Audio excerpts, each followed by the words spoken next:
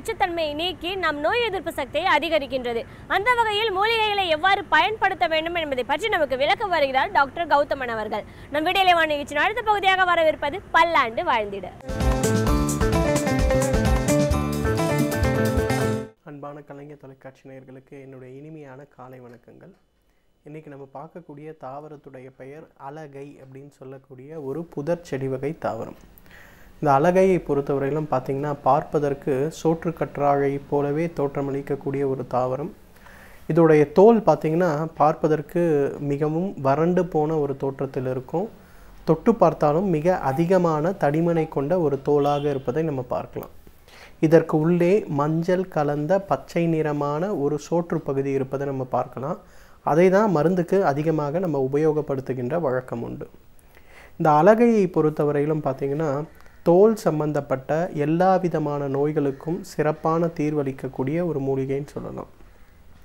Psoriasis சம்பந்தப்பட்ட நோய்கள், fungal infection சொல்லக்கூடிய தொற்று பரவுகின்ற தோல் வியாதிகள், குறிப்பாக தொடை இடுக்குகளிலும் அதிகமாக வியர்வை வரக்கூடிய இடங்களிலும் ஏற்படுகின்ற அரிப்பு சம்பந்தப்பட்ட கோளாறுகள், அதைவிட முக்கியமாக பார்த்திங்கன்னா எக்ஸிமான்னு சொல்லக்கூடிய பரவுகின்ற தன்மை இருக்கக்கூடிய தோல் நோய்கள், இந்த வகையான எல்லா தோல் நோய்களுக்கும் இந்த அலகையிலிருந்து எடுக்கக்கூடிய அந்த பச்சை கலந்த மஞ்சள் நிறம் இருக்கக்கூடிய அந்த சோற்று பகுதியை குளிப்பதற்கு முன்னால் நன்றாக தடவி ஒரு அரை மணி நேரம் அல்லது ஒரு 3/4 மணி நேரம் வைத்து அதன் பிறகு வெந்நீர் வைத்து குளிக்க வேண்டும். இதை ஒரு பழக்கமாக வைத்து கொண்டாலே அந்த தோல் நோய்களில் குறைவதோடு மட்டுமல்லாமல் அந்த தோல் நோய்களினால் ஏற்படுகின்ற தழும்பு போன்ற ஒரு தன்மை, அதே போல் கருப்பு அல்லது சிகப்பாக இருக்கக்கூடிய நிறமாற்றம் சம்பந்தப்பட்ட கோளாறுகள் மறைந்து போகிறத நம்ம பார்க்கலாம்.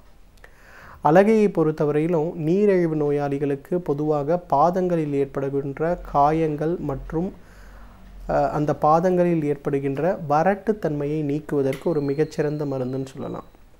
பொதுவாக நீரிழிவு நோயாளிகளுக்கு என்ன ஆகும்னா அந்த சர்க்கரையோடைய அளவு ஒரு 200க்கு மேலே ஆகும்போது அந்த கால்களில் இருக்கின்ற இரத்த ஓட்டம் மிக வேகமாக குறைய ஆரம்பிக்கும். அந்த இரத்த ஓட்டம் மிக வேகமாக குறைய ஆரம்பிக்கும் போது சிறிது சிறிதாக அந்த இடத்துல இருக்கக்கூடிய இறந்த திசுக்களுடைய எண்ணிக்கை அதிகமாக ஆரம்பிக்கும். அப்போது நமக்கு கால் சாதாரணமாக தரையில் நடந்தால் கூட ஏதோ ஒரு துணி மேல் நடப்பது போல ஒரு தோற்றத்தை உண்டாக்கும். இது நாளடைவில் காலில் காயங்கள் ஏற்பட்டால் கூட உணர்ச்சியற்று நமக்கு அந்த காயம் ஏற்பட்டதே தெரியாமல் போகின்ற அளவுக்கு சூழல் ஏற்படும். அதன் பிறகு அது டயபெட்டிக் அல்சர்னு சொல்லக்கூடிய நீரிழிவு நோயினால் ஏற்படக்கூடிய பாத புண்ணாக அது மாறிவிடும். இதை வராமல் தடுத்து வந்திருந்தால் சரியாக்கக்கூடிய சக்தி அலகையிலிருந்து எடுக்கக்கூடிய அந்த சோற்றுக்கற்றாழை போலே இருக்கக்கூடிய அந்த ஜெல்லுக்கு உண்டு. அந்த பச்சை கலந்த மஞ்சள் நிறத்தில் இருக்கக்கூடிய அந்த ஜெல்லை எடுத்து காலில் முட்டிக்கு கீழே பிண்ட சதையிலிருந்து கால் முழுவதும் நன்றாக தடவி ஒரு அரை மணி நேரம் ஊற வைக்க வேண்டும். அல்லது இரவு படுக்கும்போது ஒரு துணி வைத்து கட்டி வைத்து படுக்க வேண்டும். இதை செய்யும்போது பார்த்திங்கன்னா இதில் இருக்கக்கூடிய ஆன்டி ஆக்சிடென்ட்ஸ் மிக மிக வேகமாக கால்களில் இருக்கக்கூடிய திசுக்களில் செயல்பட்டு இரத்த ஓட்டத்தை நன்றாக சீராக்குவதனால பார்த்திங்கன்னா அந்த கால்களில் ஏற்படக்கூடிய அந்த பாத அழற்சிகள் மிக வேகமாக குறைவதோடு மட்டுமல்லாமல் அந்த தோலில் ஏற்படக்கூடிய வறட்டுத்தன்மை, நமட்டுத்தன்மை இது எல்லாமே மறைந்து போவதை நம்ம பார்க்கலாம். அந்தளவுக்கு நீரிழிவு நோயாளிகளுக்கு ஏற்படக்கூடிய டயபெட்டிக் ஃபுட் சம்பந்தப்பட்ட தொந்தரவுகளுக்கு இந்த அலகை ஒரு மிகச்சிறந்த மருந்து.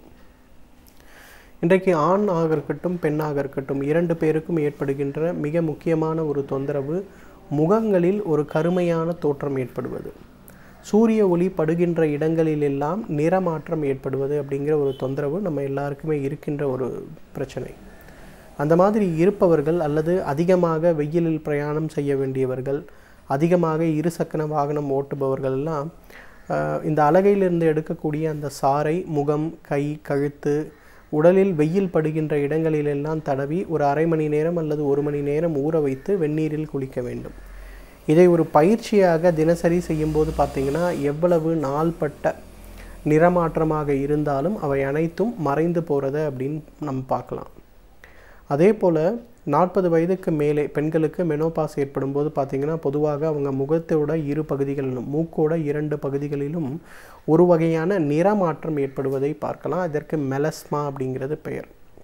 இந்த மெலஸ்மா ஏற்பட்டவர்கள்லாம் இந்த அழகு தாவரத்திலிருந்து எடுக்கக்கூடிய அந்த ஒரு சாறை முகப்பகுதிகள் எல்லாம் தடவி அல்லது அதை வந்து சிறிதளவு மஞ்சள் கலந்து முகம் முழுவதும் ஒரு பேக் போல போட்டு ஒரு அரை மணி நேரம் 1 மணி நேரம் கழித்து வெந்நீரில் குளிக்க வேண்டும்.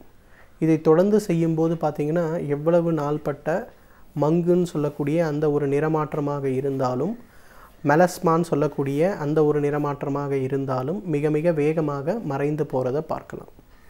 மெனோபாஸ்க்கு அப்புறம் ஆண் பெண் இருவருடைய முகத்தில் ஏற்படுகின்ற சுருக்கங்கள் மற்றும் அந்த ஆண் பெண் இருவருக்கு ஏற்படக்கூடிய முகத்தில் ஏற்படுகின்ற நிறமாற்றங்கள் இரண்டையுமே தடுக்கக்கூடிய சக்தி இந்த அழகுக்கு உண்டு. அதே போல் நிறைய பேர் நம்ம இன்றைக்கு உடல் எடை குறைய வேண்டும் அப்படிங்கிற உடற்பயிற்சி செய்யும்போது உடல் எடை குறையும் போது பார்த்திங்கன்னா தோள்கள்லாம் கடுமையான ஸ்ட்ரெச் மார்க்ஸ் ஏற்படுவதை பார்க்கலாம். குறிப்பாக ஆண்களுக்கு தோள்பட்டை பகுதிகள்லேயும் இடுப்பு பகுதிகள்லேயும், பெண்களுக்கு அதிகமாக வயிற்று பகுதிகள், தொடை பகுதிகளில், கால்களில், கழுத்து பகுதிகளில், மார்பக பகுதிகளெல்லாம் ஸ்ட்ரெச் மார்க்ஸ் ஏற்படும். அந்த ஸ்ட்ரெச் மார்க்ஸே பார்த்திங்கன்னா வெயிட் லாஸ் ரொம்ப அழகான விஷயமா இருந்தால் கூட அதை வந்து விரும்பத்தகாத ஒரு விஷயமாக மாற்றுகிறது.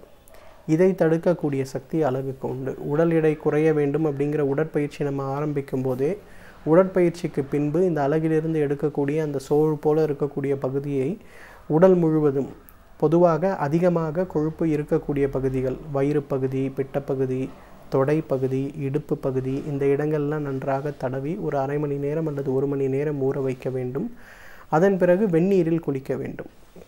இதை தொடர்ந்து செய்யும்போது எவ்வளவு நாள்பட்ட ஸ்ட்ரெச் மார்க்ஸாக இருந்தாலும் அதனுடைய அளவு குறைவதை நம்ம பார்க்கலாம். பார்த்த உடனேயே சடாரென்று தெரியக்கூடிய ஸ்ட்ரெச் மார்க்ஸ்கள் சிறிது சிறிதாக மறைந்து, கூர்ந்து கவனித்தால் அல்லது ரொம்ப பார்த்தால் மட்டுமே தெரியக்கூடிய அளவுக்கு மறைந்து போவதை நம்ம பார்க்கலாம். அதே போல் அழகில் இருக்கக்கூடிய இன்னொரு முக்கியமான விஷயம் என்னென்னு பார்த்தீங்கன்னா, உடல் சூடை குறைப்பதற்கு இது ஒரு மிகச்சிறந்த மருந்தென்றால் மிகையாகாது. இன்றைக்கு நம்ம நிறைய பேருக்கு ஏற்படக்கூடிய பிரச்சனை என்னென்னா, உடல் சூடினால் ஏற்படக்கூடிய பிரச்சனை, தோல் வியாதிகள் உடல் சூடினால் ஏற்படக்கூடியவை, தலைமுடி கொட்டுவது, தலையில் பொடுகு சம்பந்தப்பட்ட கோளாறுகள், தோள்களில் ஏற்படக்கூடிய அரிப்பு மற்றும் சிறு சிறு கட்டிகள் சம்பந்தப்பட்ட கோளாறுகள், இது எல்லாமே பார்த்திங்கன்னா உடல் சூடினால் ஏற்படக்கூடியவை. இந்த உடல் சூடை குறைப்பதற்கு அழகுக்கு நிறைய சக்தி உண்டு. இந்த அழகிலிருந்து எடுக்கக்கூடிய சாறு ஒரு 5 மில்லி அளவுக்கு காலை ஒரு வேளை மட்டும் உணவுக்கு முன்பு சாப்பிட்டாலே உடல் சூடு நன்றாக குறைவதை பார்க்கலாம். எனவே நேயர்களே, இந்த அழகை பொறுத்தவரையிலும் தோல் சம்பந்தப்பட்ட பிரச்சனைகளுக்கும், நீரிழிவு நோயாளிகளுக்கு ஏற்படுகின்ற தோல் பிரச்சனைகளுக்கும், பாத சம்பந்தப்பட்ட பிரச்சனைகளுக்கும், மெலஸ்மா சம்பந்தப்பட்ட நோய்களுக்கும் இயற்கை கொடுத்திருக்கின்ற மிகச்சிறந்த மருந்து. இதை உள்ளுக்கு சாப்பிட வேண்டிய அவசியமே இல்லை. ஒரு பூச்சாக வெளிப்புறமாக தகுந்த மருத்துவ ஆலோசனையின் பேரில் நம்ம பயன்படுத்தி வந்தாலே நம்மாலும் பல்லாண்டு காலம் ஆரோக்கியமாக வாழ்ந்திட முடியும்.